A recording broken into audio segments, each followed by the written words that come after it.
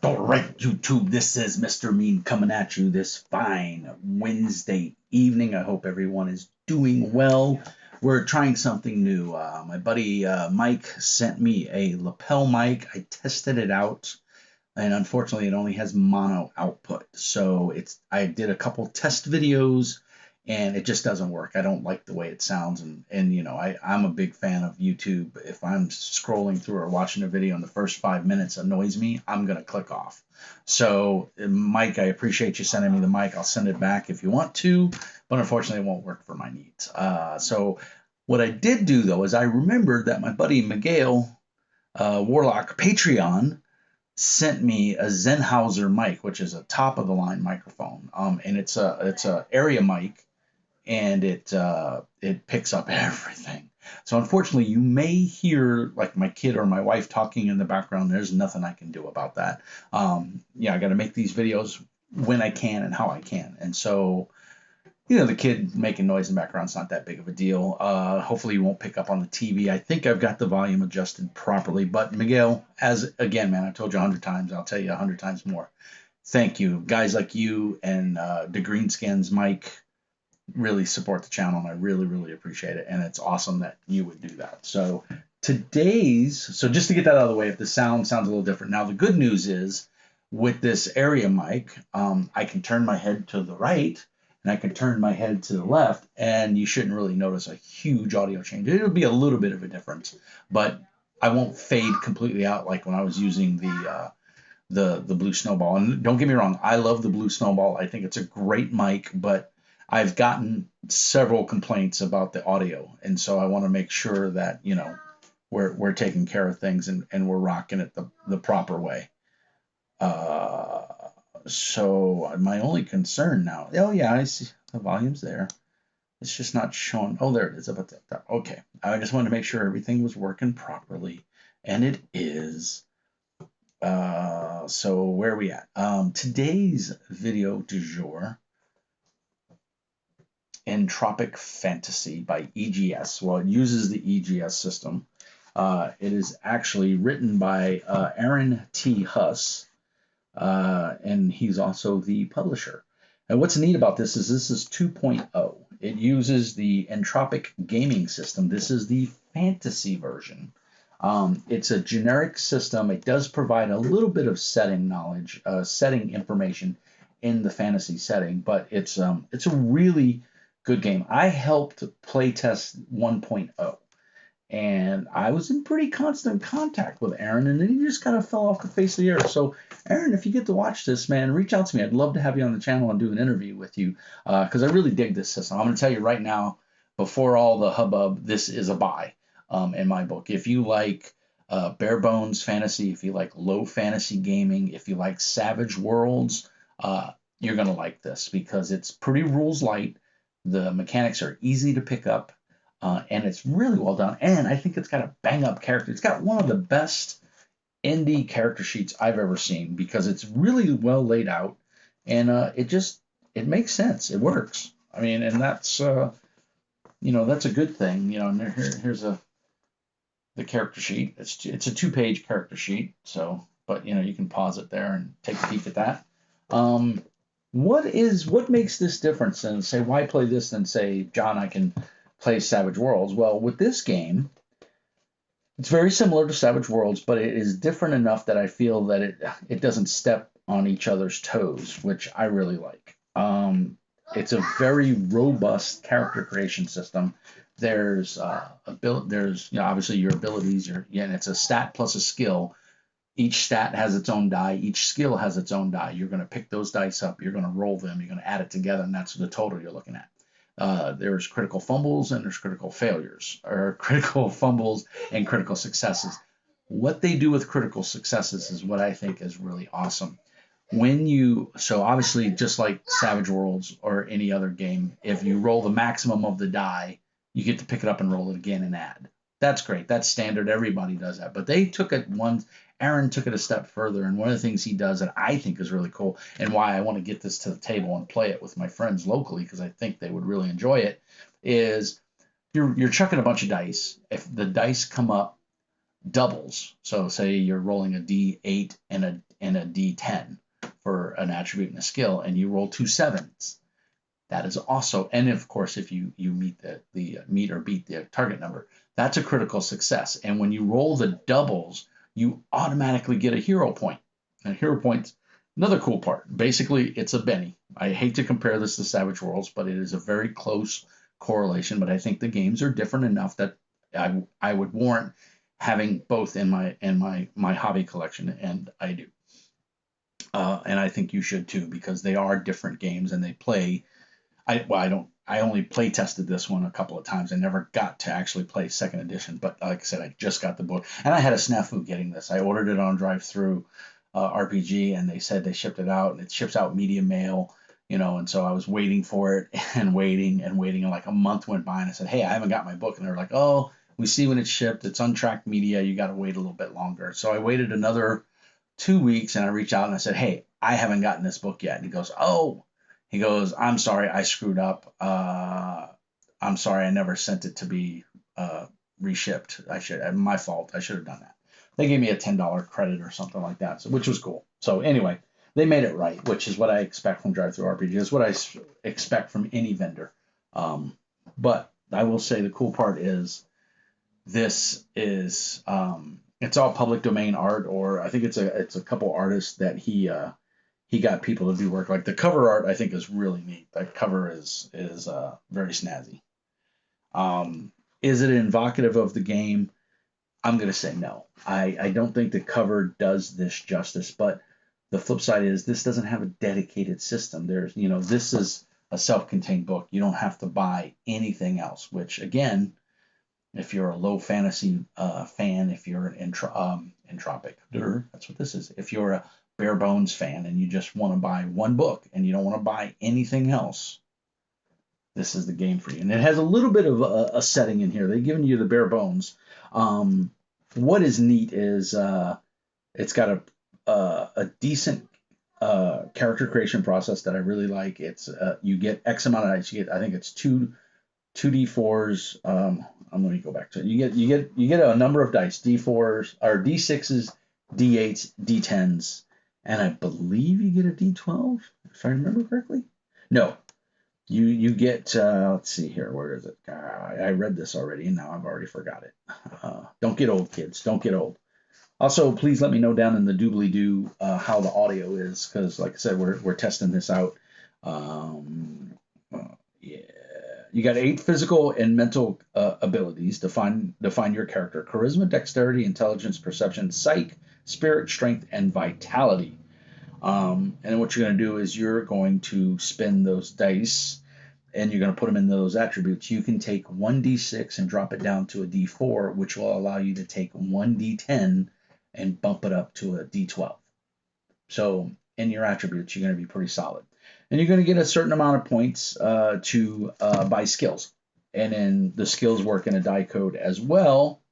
And you'll use those skills to build out your character. They give you some templates here, some character concepts: barbarian, cataphract, cleric, crusader, dark knight, druid, fighter, so on. Priest, priestess, samurai. Samurai I thought was really cool, because I could see this being kind of a cool way to play like a fantasy samurai type game, like L5R, if you don't like the L5R rules.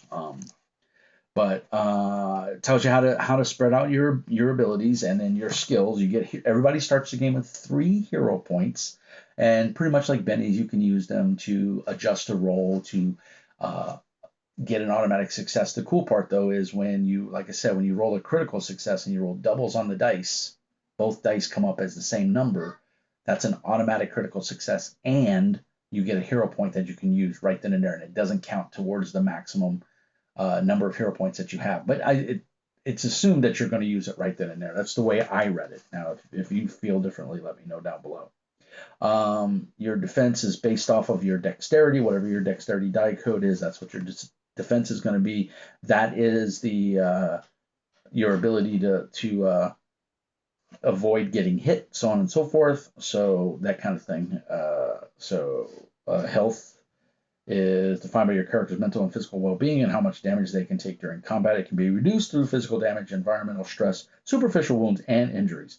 Health is equal to your strength die plus a vitality die.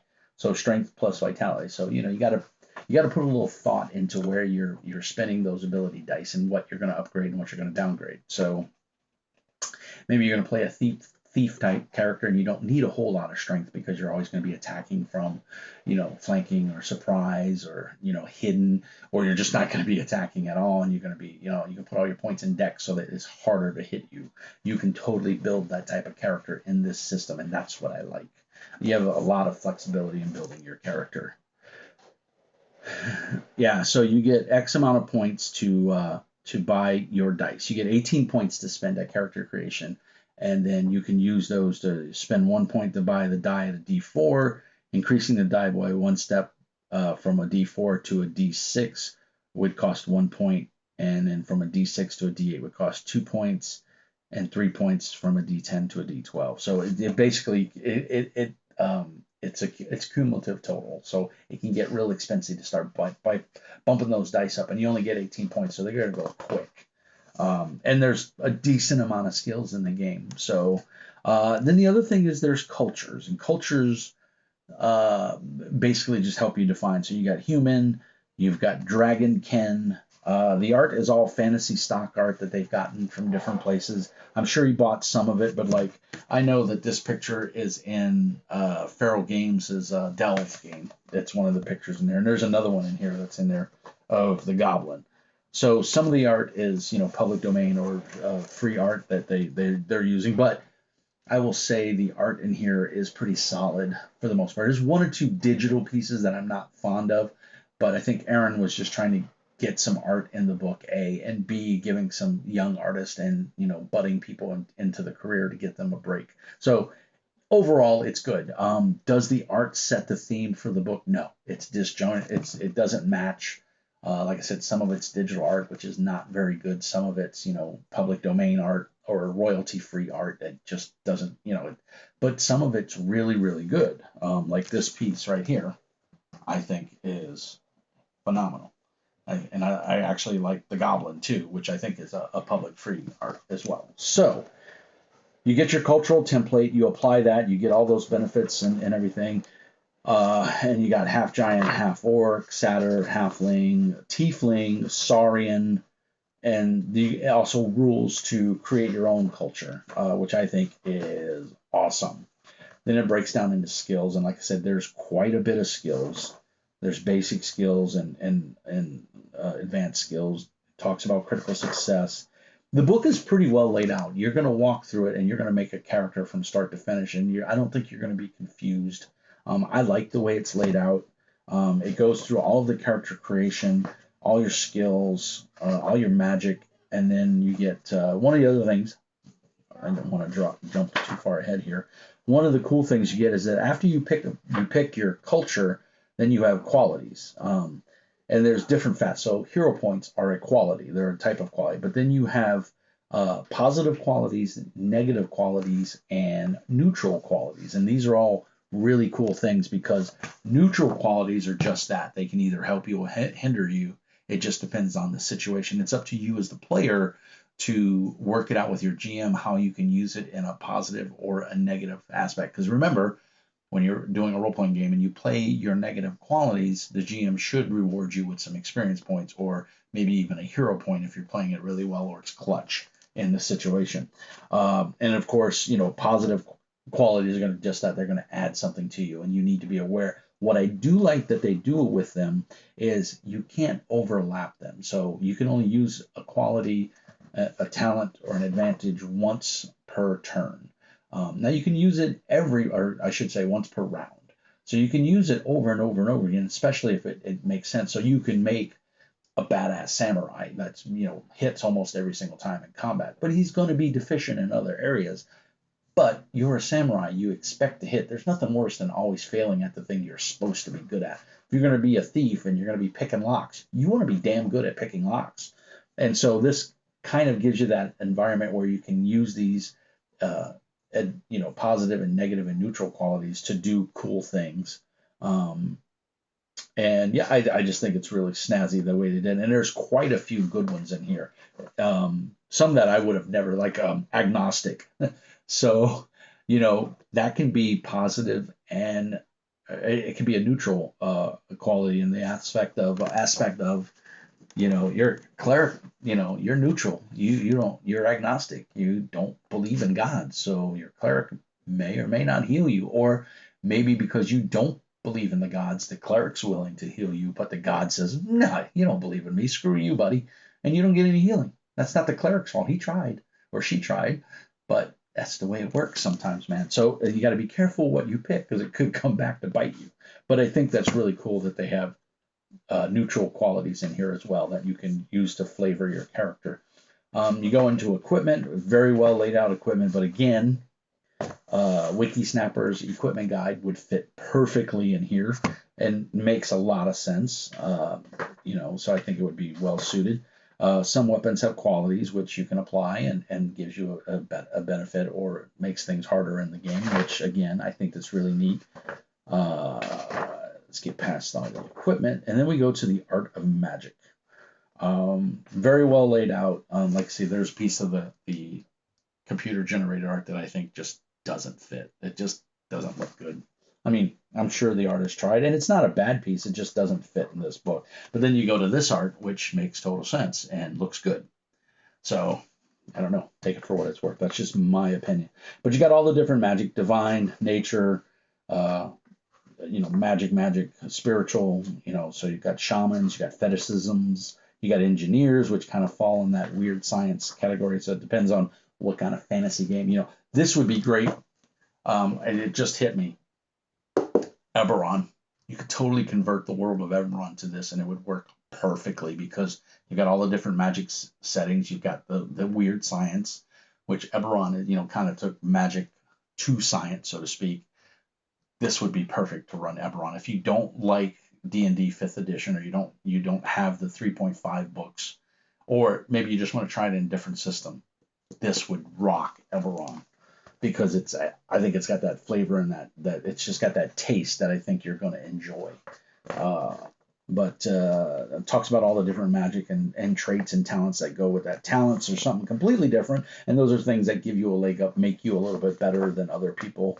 And then it goes into the rules. And like I said, combat is broken down. Everything's broken up. It makes sense. I didn't see, is there a starting adventure in here? I believe there is. There is. Adventures, yeah. Adventure keywords. Here we go. Or is this just yeah, there's also a small bestiary. Let's see, how many pages is that? Oh, it's quite a few. So you've got all your common, there's dragons in here, there's everything. Adversary traits, how to work with adversaries, their abilities. We go everything from Aboleth to, oh wow, it's quite a big bestiary. Aboleth to Wyvern. So, no zombies? What?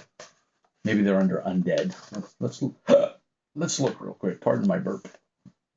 No, there's got to be undead in here. I refuse to believe that there is no undead in here. That doesn't make any sense.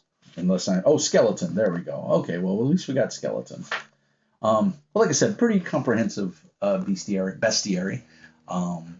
So, Entropic Fantasy. I just got this in the mail. I haven't had a time to read into it too deep, but I did go through it, and a lot of it's very familiar from 1.0. He just cleaned it up a little bit, and I like what he's done. I definitely think this is purchased. This is hardback. I believe it was, I want to say $35 on DriveThruRPG. But remember, printing costs are going up because paper is becoming in short supply and all that fun stuff. So, and it took forever and a day to get here. That was DriveThru's fault, but like I said, they made it right. So I'm okay with that. What else can I say? Oh, it is, how many pages are we sitting at here? Including character sheet, 175 pages. Stitched and glued. It's drive-through press, so I had this printed. But you can buy the PDF. If you go to DriveThruRPG, remember to use my affiliate link. It's down in the doobly-doo, and that will make a couple pennies for the channel, which is much appreciated. So I hope the audio sounded okay. I hope you got a feel for Entropic Fantasy. I think, like I said, I think this would do Eberron really well, because to me, Eberron is one of the best fantasy worlds out there, for me. So this would really, I think I would like to run Eberron in this. I think that would be fantastic. So, like I said, definitely worth a buy if you're on the if you like the smaller press indie press games and you want to support them. This is a great way to do it. Low Fantasy Gaming's in this same category. Delve from Feral Games Inc. is in this category. Um, what else? Well, Bare Bones Fantasy, like I said, also any of those, or if you like any of those games but you want to try something a little different. I scratched my cover of my book. Oh no, I can feel it. It annoys me when I do that. It was in my backpack and I think I scratched it, so that's my fault. But yeah, just wanted to do a quick video, test the audio, have you guys let me know how it is. I hope you enjoyed this. I hope it gives you some inclination towards Entropic Fantasy. It's a buy in my book. As always, like and subscribe. Let's grow the Meanie Army. We're up to like 1,030 members. I can't believe it. It's awesome. Keep supporting the channel, guys. Hit that like and subscribe. You know, as Dave 2D says on his tech channel that I watch pretty religiously. Thumbs if you liked it, subs if you loved it. It really helps out the channel. Also, we need a certain amount of video hours to be considered viable to make money off of YouTube. So if you got a spare computer or you're not doing anything, put me on in the background, put me on autoplay, mute the sound, and just let it run in the background. If you've got the bandwidth and the inclination, that really helps out the channel because it gives you the hours. What happens with a lot of these videos is people click on them and then they don't watch them. They watch like 5 or 10 minutes and they click on to something else, which I get it. You know, you're at least clicking on the video and you're getting a gist of what it is, but just let it play in the background. Open up another browser tab if you've got the bandwidth and you can support it. It really helps out the channel because they take into account those viewing hours as well. So, you know, just go to my channel, go to videos or playlist and hit, you know, the musings of Misanthropic GM and let it play and just mute it, and really helps out the channel. So other than that, I hope the audio sounded okay. I know the video should be fine. Other than that, guys, use the affiliate link down there for Drive2RPG. That really helps out the channel. Patreon, as always, you can help support me via Patreon, $5 a month, get you a designator on Discord, get you random drawings, any games I run. I'm going to be running some games here pretty soon. I'm going through chiropractic therapy and it's taken a lot out of me. It's really kicking my ass, but it is helping. I'm sleeping through the night. I don't have a lot of pain. I'm able to sit a little bit longer and not fidget and squirm. So it's helping out a lot, but I'm only 3 weeks into my therapy. I've got until I think June 2nd before I'm done. So I got a lot of therapy to go still. So hope everybody's doing well. Peace and hair grease. Take care of yourselves. Remember, love one another. There's too much hate in the world. Don't make me Will Smith slap somebody. I don't want to do that. So be good to each other. Peace and hair grease. And as always, Mr. Mean says, be nice.